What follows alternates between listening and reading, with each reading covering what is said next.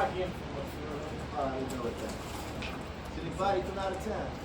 Oh, yeah, if you were one Oh my goodness, how can I not need your help with that, man? He was a paying customer, and you cost me a paycheck. Oh, I didn't cost you nothing, because you've been letting that man sleep in your tent for free for the past 3 weeks. Oh, so now you're airing on my business out Well, now. you bet I Well, am. you ever heard of such thing as a free sample? A free sample. Yes, a You've free given sample. that man the whole buffet at this The point. whole buffet? Yes. What? We're doing a show.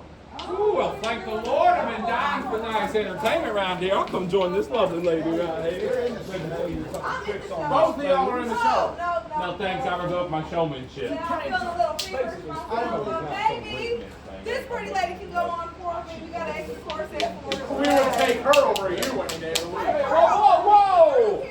She just worked hard for this. You ain't getting rid of that. We'll get back to our spooning lessons later, don't you? You better be talking about the instrument. You know what I'm talking about. I never knew. Yeah, well, we're doing the show whether you guys like it or not, out of spite. See, that reverse psychology always works. Reverse psychology. I don't know what that means. Yeah, you know, all right, now that we got everyone here, like I was saying, welcome. We got this long musical tradition. It's been going on, well, in this very camp for 127 years. Which I can, in fact, count up to. Thank you very much. Yeah, right. And I'm sitting here right next to Mother Teresa. Yeah, well, anyway, so speaking of musical traditions, what was that one Stampede's name? Oh, it was Jerry! Oh, Jerry! Article all Brandon Rock said, man. Anyways, he had this grandiose, genius idea of putting a saloon at the top of the White Pass Trail. And everyone knows that a saloon needs a piano, right? So he was caught lugging his piano all the way up the trail with a rope. Yeah, anybody ever try to move a piano before? Up a mountain?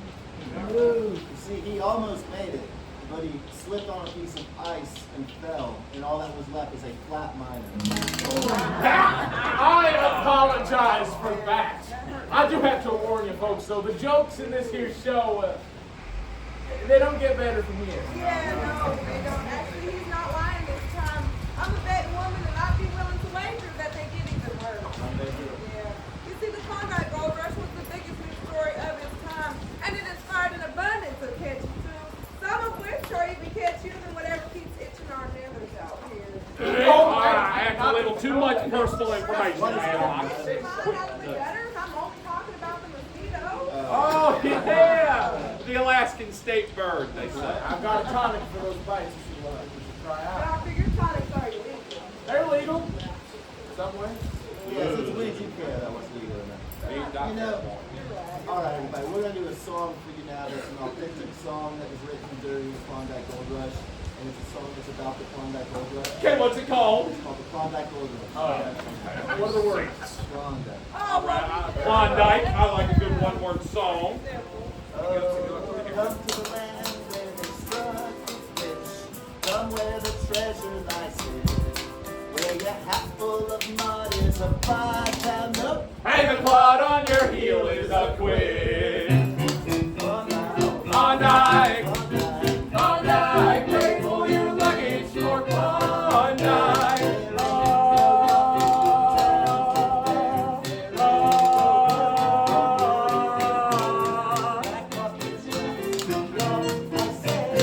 Up and away to the Klondike. Scratches the earth and it comes down. More than your hands can hold. Are cracking and bursting with gold. Klondike, Klondike, play for your luggage for Klondike.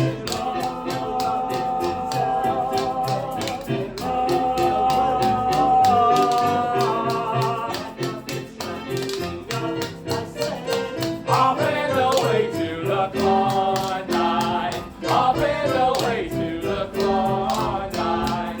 Up and away to the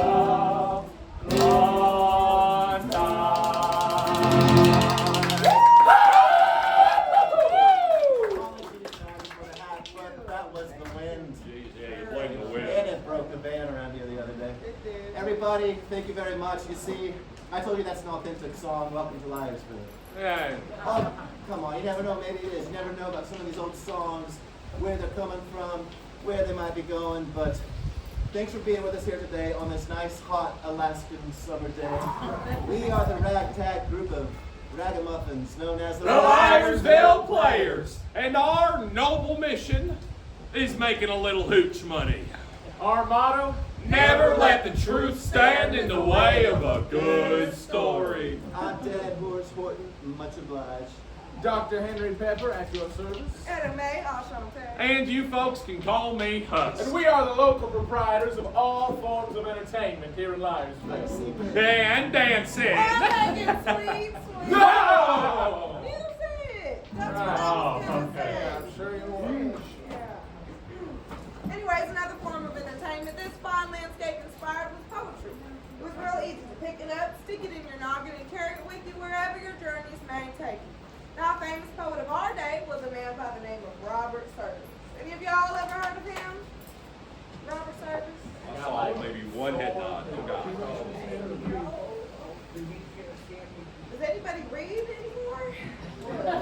I guess we don't have ourselves a full service crowd. I didn't warn you about the jokes. Yeah, we tried. Well, you folks are in luck, though, because we're going to tell you a story by Robert Service that'll be hold very dear to our hearts here in Liarsville. And that is the story of a frozen and frigid corpse. Spooky, scary. I took a contract to bury the body of blasphemous Bill Mackay. Whenever, wherever, or whatsoever the manner of death he died. By battle or by sudden wealth, by pestilence, hooch, or lead. I swore on the book I would follow and look till I found my tombless dead. See, Bill was a dainty sort of cuss, and his mind was awfully soft on a dinky patch with flowers and grass in a civilized boneyard lot.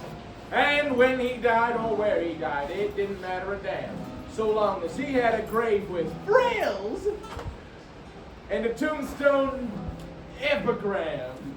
So I promised him, and he paid the price in good Chichaco coin, the very same which I blew that night right down to the tenderloin. Woo! And I painted a 3-foot slab of pine. Here lies poor Bill Mackay. And I hung it up on my cabin wall, and I waited for Bill to die. Well, years passed away, and alas, one day came this blast with the story strange of a long-deserted line of traps way back to the Bighorn Range, of a little hut in the Great Divide, and a white man, stiff and still, lying there by his lonesome self, and I figured it must be Bill. So I thought of the contract I made for him, and I took down from the shelf that swell black box with the silver plate he picked out for himself. And I loaded it full of grub and hooch, and I slung it on my sleigh. And I harnessed up my team of dogs and was off at dawn of day. Muzz!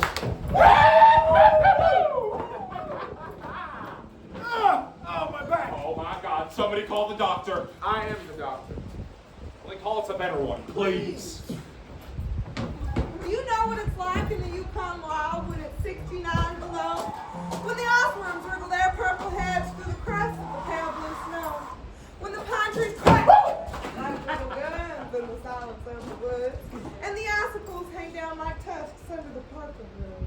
It was north, north through a land accursed, shunned by the scouring brooks. And all I heard were my own harsh words and the whine of the Malamute.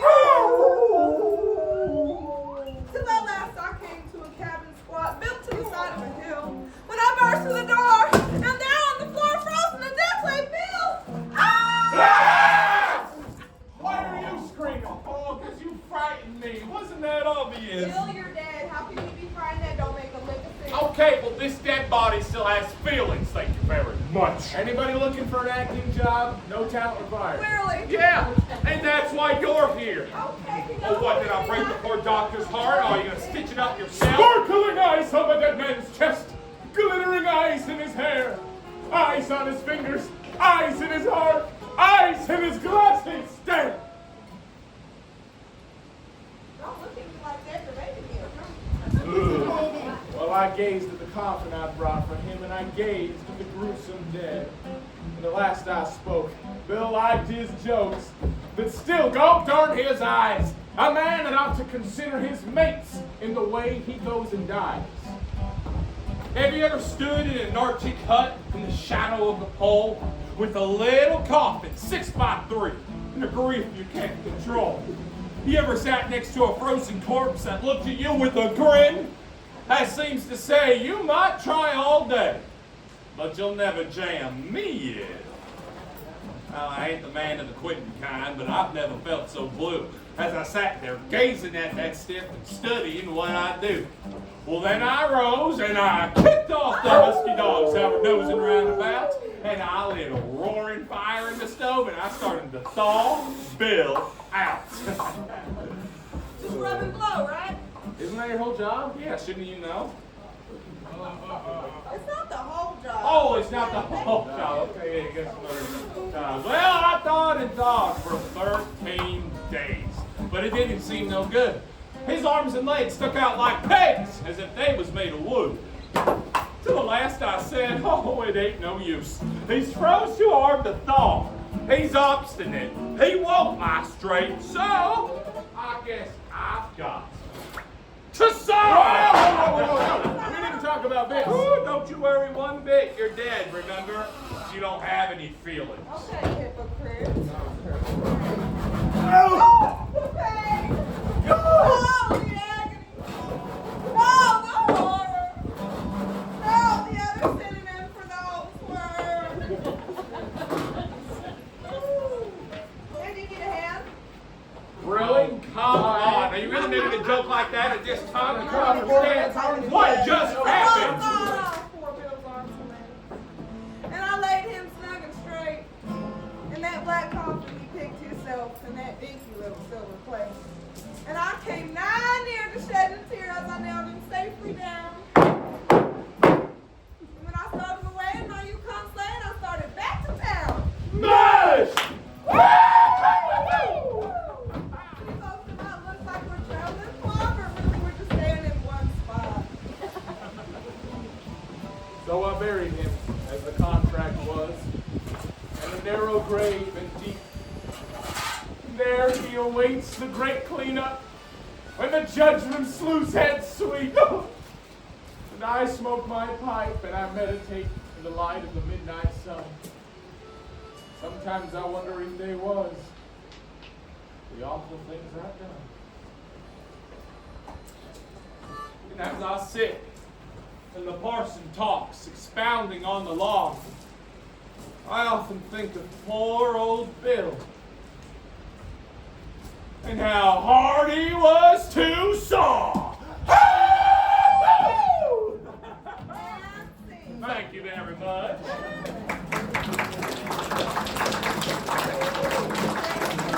Thank you all very much. I just want to say real quick that we do love poor old Bill, though. May he rest in Many, many pieces. May he rest in many, many pieces. Did you not get the joke the first time? Yeah, we don't figure out a lot of speech. No, we don't figure out. Well, thank you very much, everybody. I have a public service announcement for you. That was The Ballad of Blasphemous Bill by Robert Service. We got some of his books, amongst many other things, over here in Madam Jane's Fancy Goods. But I'd like to let everybody know real quick, just in case you don't, that this is an actual historical location. See, it was back in 1897. This area was a thriving city of tents that went from this hillside to the Skagway River, and it stretched out for 2 miles on this valley floor. Now, some of you might be wondering why it was here. Why? I'm asking them, not you guys. Oh, sorry, my bad. You see, this is the last level spot before the White Pass Trail right here. It makes a steady, upward, very dangerous climb, so it made for the perfect base camp where thousands of people could enjoy the last taste of civilization, if you could call it civilized, before heading up the trail in the hopes of Striking it rich! Extra, extra, read all about it. What's it say? July 17th, 1897. Steamer arrives in Seattle carrying more than a ton of solid gold. By the time you see this, gold discovered in Canadian Yukon by 4 Tavish family members. Dawson City established, estimated $29 million worth of gold to be found. America's long depression is over. You too can stake your claim and become a rich Oh, it man. sounds great. I'm coming on vacation with all of you. First, enjoy a nice leisurely cruise to the Alaskan Inside Passage, indulging in daily buffets and nightly entertainment. Then, taking the sights and sounds of the Yukon on a smooth wagon road known as the White Pass Trail. And once you've reached the summit, it's just a quick little boat ride over to Dawson, where you will step off that boat, reach into the river, and pull out huge nuggets of gold! Oh my goodness, I want to do it. What do I sign up? How do I do it? I want to do it. Well, it sounded easy enough that folks like ourselves scurried all across the country to get to Seattle. See, we was all afflicted by that gold fever. Living in a material world, all in a material. What are you two drinking, and where can I get me some of that? No, we were drinking. No, nothing at all. I mean, it was just that gold fever. Yeah, we'll stick with that. We all soon found out what a lie all that was. That was fake news. The whole thing was just a big old load of... Now, those news reporters were supposed to report directly from the fields. But after they arrived here, well, they realized that that journey up there was actually incredibly dangerous. What? Took you about 6 months to climb it. And they had to do it while carrying everything that they had on their backs. I guess it was just a little too far for them to tug up some typewriters. Yeah, I reckon. So what do you do when you want to get paid but you don't want to do any work? You put on a show like this one. No. Yeah, but you don't tell them that, doctor. I thought I told you to sit down, bad dog. No, what you do is what those news reporters did. You see, they stayed right here and kept listening to all the tall tales and rumors trickling down the mountain from 500 miles away, and then you pass them off as your own eyewitness accounts, you know? Kind of like how people on the internet do these days.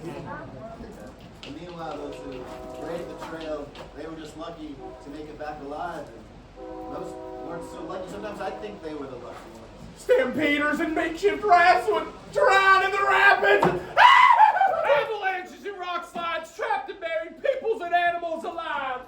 No! Oh, yeah, and they got scurvy, right? See, these are my teeth. Madam, you're grossing me out. I'm a doctor. I've seen things. Okay, I know it's a little gross, all right, but it's true, you know? I mean, their diets were terrible. I know what that's like. I've been to college. She hasn't been to college. I would not trust anything this doctor's prescribed, just to let you know. But you know, these dead bodies right here, they remind me of those horses up there on the trail. Just imagine that, and you'll have an idea as to why the White Pass got its nickname, the Dead Horse Trail. Jack London wrote, Their hearts turned to stone, those which did not break, and they became beasts. The men on the dead horse trail. What is this thing? What don't was know that? what That just was came very over I weird. think I peed myself a little bit. Okay. Let's just pick it up in the next queue and we can go from there. Okay. Then, when thousands of men turned back, broken, having failed making it over that pass and striking it rich, guess who we bumped into? Who? Those very same lying, good-for-nothing news reporters who brought us all here to begin with. Nobody ever you stand out of that! But now that we have settled here, we find ourselves in a nice little home. Skagway. Now it comes from the Tlingit phrase of home of the north wind. Is that what I'm smelling back here? No, that's what we call our south wind. Yeah, breathe it in. All right, look. I know this place might not seem like much. I know it's full of crooks and robbers, which, believe me, I'm working on cleaning up, by the way. Yeah, I mean, I guess we do sell luxurious baths and dirty used water for 25 cents. We sleep in tents at night. Yeah, but you know you don't have to sleep alone. I would if I was all of you. Oh, whatever. And the only whiskey we got to drink around here is a little something we call rock. Gut hooch. But hey, this is our home. And no matter what it may look like to you guys, to me, it's good as gold. Oh, that's so nice to see anyone's able God, to of say course you it. heard that. It's gonna bring me to tears. Cry about it. I think this calls for a nice old Well, groove. you don't have to know Bring that. it in. Oh, okay. Well, I mean, I did try and warn you.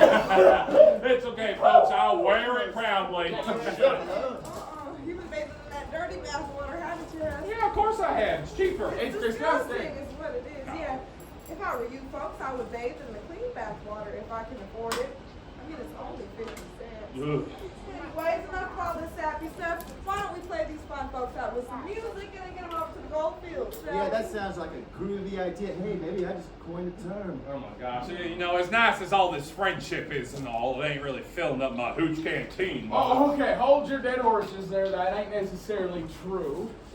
You know, now that we're all good friends, maybe y'all can find it in your hearts to donate to our little Hooch accumulation fund. Wait, hang on. Accumulation? You told me the word was inebriation. No, what I told you was I wish I was a inebriated. Lord, Yeah, you're me too. I telling me. think you're starting to scare the doctor with all that hip gyrating going on. Why don't we just play the music? Oh, Good yeah. idea.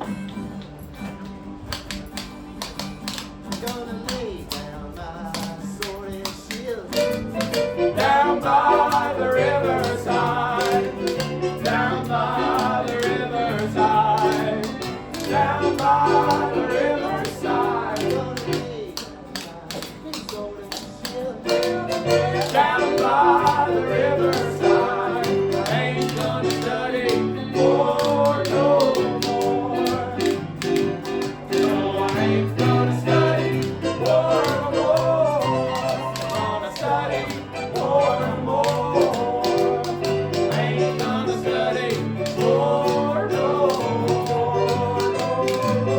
No, I ain't gonna study for no more. Ain't gonna study for no more. I ain't gonna study for no more. Gonna build up a fire pit. Down by the riverside, down by the riverside, down by the riverside, That little fire lit. down by the riverside. Ain't gonna study for no more. No, I ain't gonna study for no more. Ain't gonna study for no more. I ain't gonna study for no more. No, I ain't gonna study for no more. I ain't gonna study for no more. I ain't gonna study for no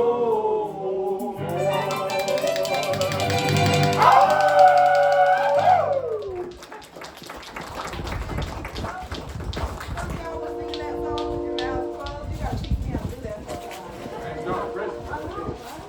Well, on behalf of all the Liarsville players here, I just want to thank each and every one of you folks from the bottom of our hearts for coming out here on this nice, hot Alaskan summer day and indulging us in our lifelong tradition of making up stories. Yes. Hey, you know, before we send these fine folks up to the gold fields, I'm thinking, what if you buttered them up a bit? Do what you do best. You smooth talker, you. Yeah, I know exactly what you're talking about. Well, hey, sir, how many drinks have you had to have so far?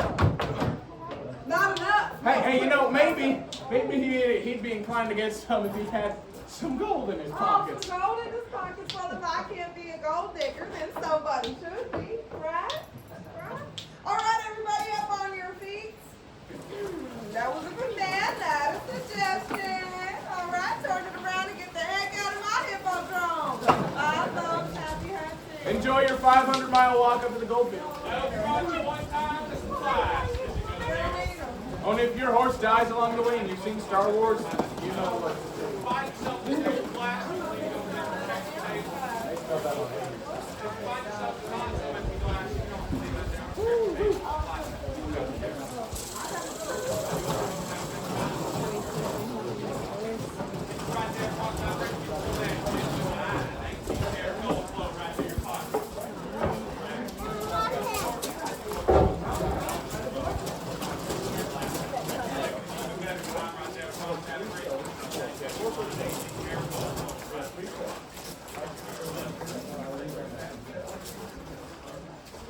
I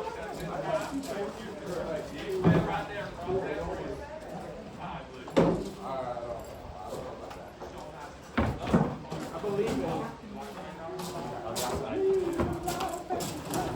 got the all-terrain vehicle. He's ready to go. Four-wheel drive, baby, let's go. All the way to the